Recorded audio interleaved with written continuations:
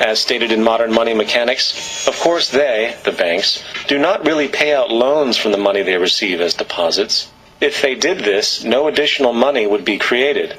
What they do when they make loans is to accept promissory notes, loan contracts, in exchange for credits, money, to the borrower's transaction accounts. In other words, the $9 billion can be created out of nothing simply because there is a demand for such a loan and that there is a $10 billion deposit to satisfy the reserve requirements. Now, let's assume that somebody walks into this bank and borrows the newly available $9 billion. They will then most likely take that money and deposit it into their own bank account. The process then repeats, for that deposit becomes part of the bank's reserves. 10% is isolated, and in turn 90% of the $9 billion, or $8.1 billion, is now available as newly created money for more loans. And, of course, that 8.1 can be loaned out and redeposited, creating an additional 7.2 billion, to 6.5 billion, to 5.9 billion, etc. This deposit money creation loan cycle can technically go on to infinity. The average mathematical result is that about $90 billion can be created on top of the original $10 billion. What was that they're quoting from? Modern Money Mechanics? Sounds interesting. Maybe I should read it in its entirety. I realized that this thought had not crossed your mind at all. Lucky for you, well, it had occurred to me.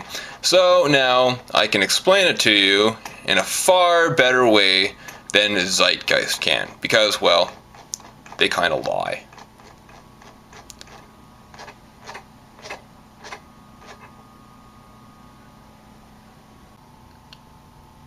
Remember when he said that these transactions can go on infinitely and just keep on expanding and expanding and expanding and creating more and more money? But only happens an average of about 9 times per transaction. Turns out that's absolutely not true. 9 is the maximum number of times that it can happen. If what Zeitgeist said is true, then inflation would be exorbitant. Instead, it's, 2-3%. It's also a fact that the Fed sets these events in motion by actually buying treasury bills from authorized dealers, which are other banks.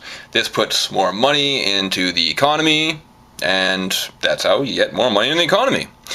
Now, the Fed can also contract the money supply by selling these treasury bills to these same banks. In fact, that's what the Federal Reserve is. It's thousands of economists, some privately employed, some publicly employed, but it is a government body. And what they do is they sit around going, what's up with the money supply? Should we expand it or contract it? And they make those decisions based on a whole bunch of economic data, which they understand because they are all professional economists. Do you know how many professional economists complain about the Federal Reserve being evil and, raping the economy and whatever else you guys say? 0. Because they are professionals who understand the economy. You guys, the only people who complain about this are a bunch of idiots who really have no clue.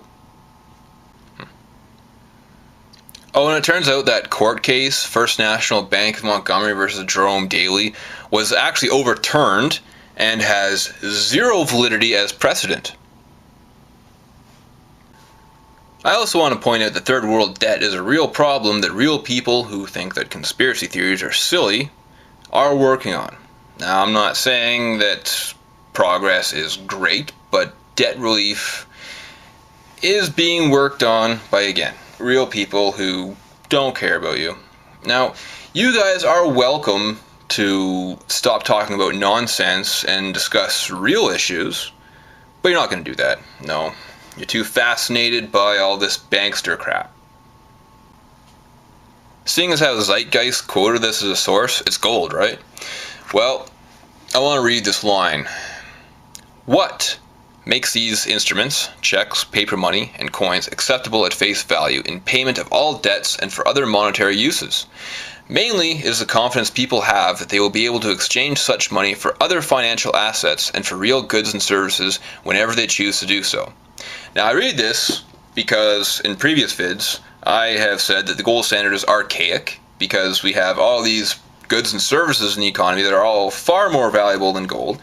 Things like, oh, I don't know, this book, for example, called The House of Rothschilds. Yeah, that's right.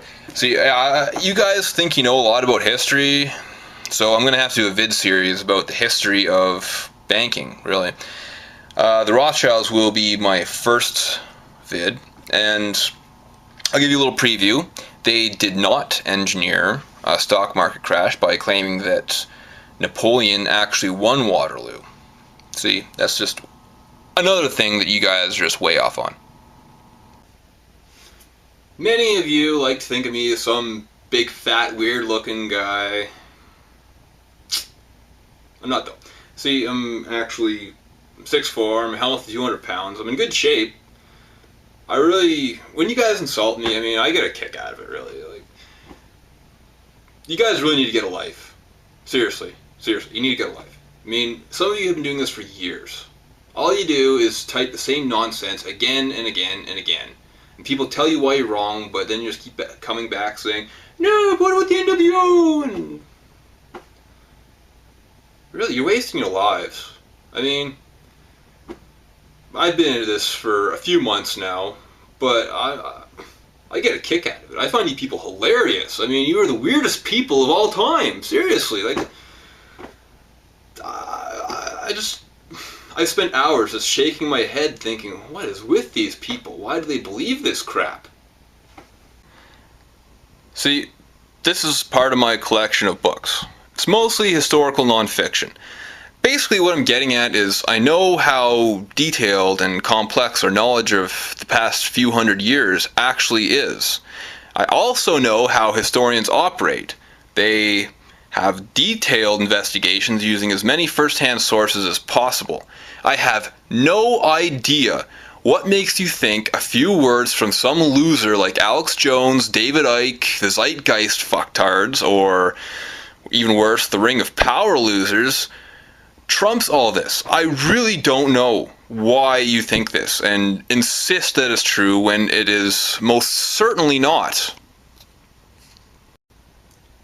You people are soon to become an interesting historical footnote. One day, I will tell my grandchildren about when all kinds of people thought some really stupid things.